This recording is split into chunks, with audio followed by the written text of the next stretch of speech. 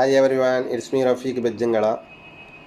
ഇന്നെനിക്ക് പറയാനുള്ളതെന്ന് പറഞ്ഞാൽ ഇന്നും ഇന്നലെയും ലോകം മുഴുവനും ചർച്ചയാക്കപ്പെടുന്ന വിഷയമാണ് 2017 യമൻ പൗരൻ കൊല്ലപ്പെട്ടതിൽ ആരോപിയായിരിക്കുന്ന ഇന്നത്തെ ദിവസം വധശിക്ഷയ്ക്ക് വിധിക്കപ്പെട്ട നിമിഷപ്രിയ എന്നവരുടെ കാര്യത്തിലാണ്. അത് ഇന്നലെ അവരുടെ വധശിക്ഷ താൽക്കാലികമായി നീട്ടിവെച്ചതായും മരവിപ്പിച്ചതായി അറിയാൻ കഴിഞ്ഞിരിക്കുന്നു. അതിൽ ഇടപെട്ടുകൊണ്ട് കുറേ കൊല്ലമായി അതിൻ്റെ ബാക്കിൽ പ്രവർത്തിക്കുന്ന അവരുടെ ആക്ഷൻ കമ്മിറ്റി അംഗങ്ങളും പിന്നെ കേന്ദ്ര സർക്കാരും സംസ്ഥാന സർക്കാരും മറ്റുള്ള പ്രകടനമാറും അവരെല്ലാം വ്യത്യസ്തമായി അവസാന നിമിഷത്തിൽ ഇടപെട്ട നമ്മുടെ ഇന്ത്യൻ ഗ്രാൻഡ് മുഫ്തി സുൽത്താൻ ഉലമ കമറുൽ ഉലമ ശൈഖുന ഉസ്താദ് അവരുടെ കാര്യത്തിൽ ഇപ്പോൾ ഇന്ത്യയുടെ എല്ലാ മാധ്യമങ്ങളിലും എല്ലാ സംസ്ഥാനങ്ങളുടെ മാധ്യമങ്ങളിലും സോഷ്യൽ മീഡിയയിലും അഭിനന്ദിക്കുന്നതും ചർച്ച ചെയ്യപ്പെടുകയിരിക്കുന്ന ഒരു ദിവസമായി മാറുകയാണ്.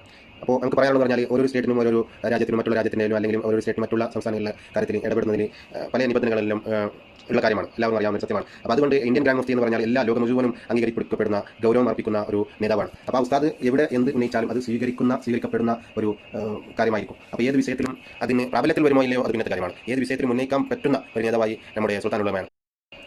അതുകൊണ്ട് ഇടപെടണമെന്ന് തോന്നിപ്പിക്കുന്ന ഒരു കാര്യമാണ്. കാരണം നമ്മുടെ തൊട്ടടുത്ത സംസ്ഥാനമായ കർണാടകയിൽ ഇപ്പോൾ നടന്നുകൊണ്ടിരിക്കുന്ന ചർച്ചയാണ് ധർമ്മസ്ഥലയുടെ കൊലക്കേസ്, അവസാന നിമിത്തമായി വന്നിരിക്കുന്ന സൗജന്യ കൊലക്കേസ്.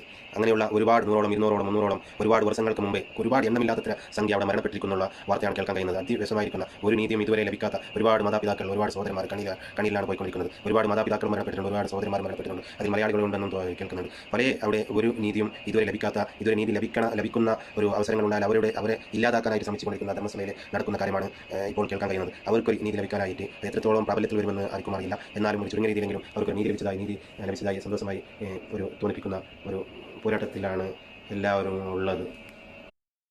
എന്നാലും യഥാർത്ഥ പ്രതികളെ കണ്ടെത്തി ചുരുങ്ങിയതായ ഒരു നീതി ലഭിക്കാൻ പലരുടെ കണ്ണീരൊപ്പാരായി ഉസ്താദ് ചെറിയ രീതിയിൽ ഇടപെടണമെന്നും ആശിക്കുന്നു.